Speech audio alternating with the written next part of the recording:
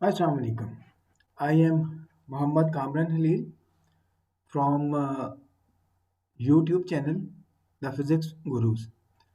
Last time I have started A2 Physics, topic number 12, motion in circle. That was its part A. Now we will move towards the next learning objective in part B. So these are the learning objective that understand that force of a constant magnitude. The constant magnitude of force is required, which is perpendicular to the direction of motion, causes the centripetal acceleration. Now we will go through for some examples that what are the centripetal forces, what are the sources of centripetal forces, what is meant by the centripetal acceleration, and then what are the formula for the forces and the acceleration. The first thing is that the centripetal force. That this is the force which is required for an object to move in a circle. So without this force, object will not move in the circle. So whenever we will talk about the forces, this force will always required for object to move in circle. For example, in this diagram, we can see that in this diagram, the arrow sign will represent the direction of the centripetal force, because this is the force which is required for an object to move in circle. So this force is always acts towards the center. Wherever the object will be in the circle, this force will act towards the center. Now centripetal acceleration, the thing which we have defined, that this force is unbalanced force, because the centripetal force is unbalanced force due to which the object is changing its direction. So whenever the object will change its direction, it means that there will be change in velocity. Change in velocity means that there is change in acceleration. Now acceleration acts in the direction of applied force. So the acceleration will act towards the center. In this case, force is acting towards the center, so acceleration will also act towards the center. But now you can see the direction of the velocity. Velocity is perpendicular to the direction of the acceleration. So that velocity will be the perpendicular component with respect to the acceleration. So velocity, wherever we will want to find the velocity of an object, what we will do, we will draw the tangent, and then this force will towards the center, and the velocity will be the perpendicular to the direction of the acceleration. Now in the past paper question, they have asked that what is meant by centripetal acceleration.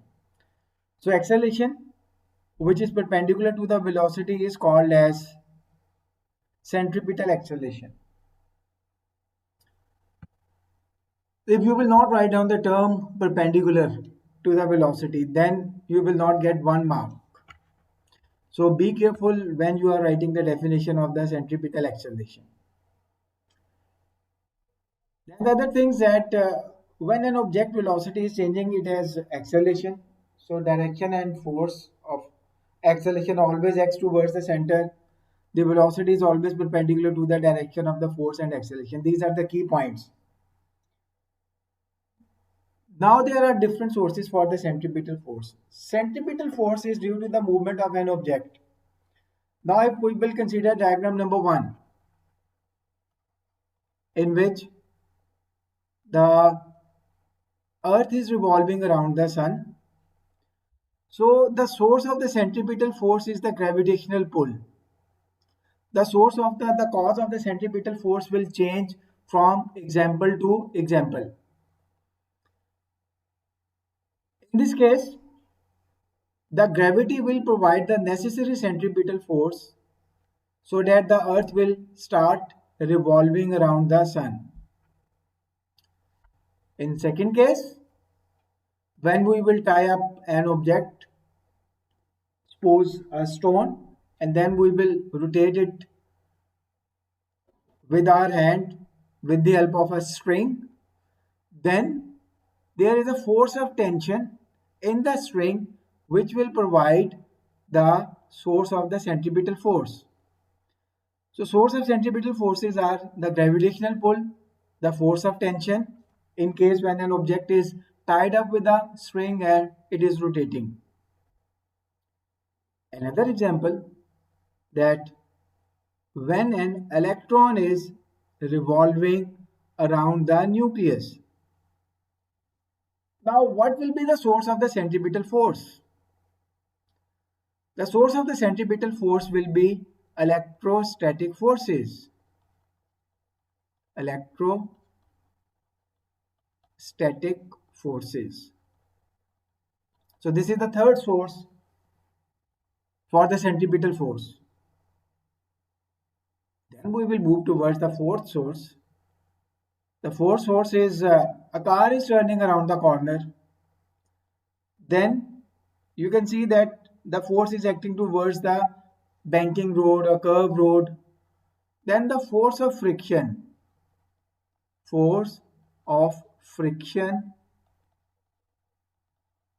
between road and tires. Between road and tires will provide centripetal force.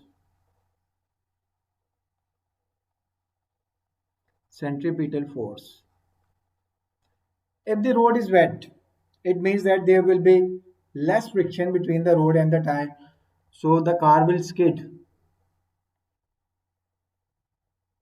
So centripetal forces are the unbalanced forces and their source may vary from example to example. Now what will happen? Now this is the question which has been asked in the past paper as well, that what will happen to the magnitude of the centripetal acceleration when a car will move from point A to point B. So now when the object is moving, a car is moving from point A to point B, definitely its velocity will decrease.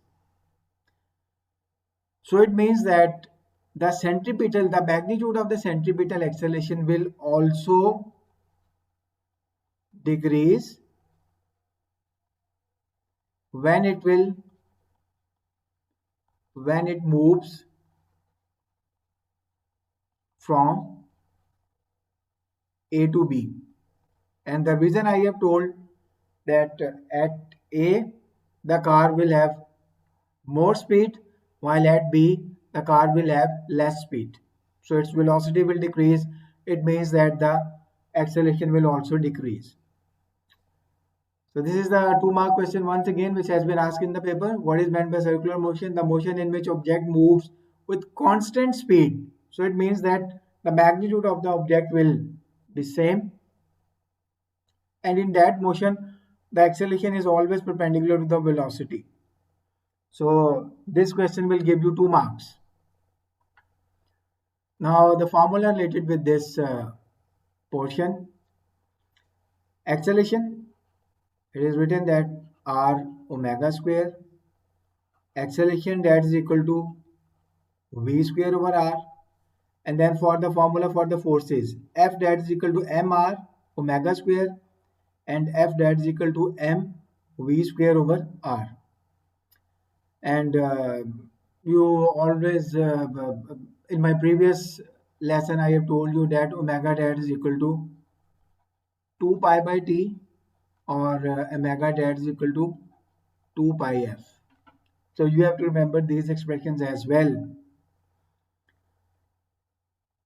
Now we will talk about the last thing related with this. Now what will be the magnitude of the centripetal forces when an object is moving in a vertical circle? So at point A, weight will act in downward direction.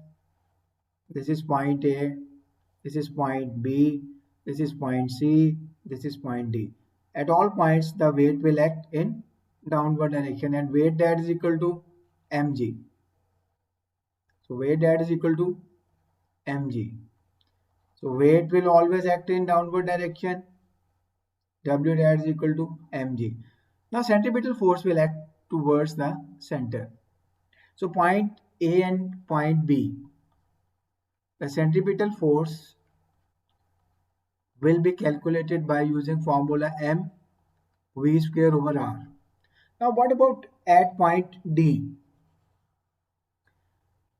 The centripetal force acts towards the center. So let's suppose this force is acting in upward direction. So it means that the magnitude of this force must be greater than W. So how can we calculate the resultant force?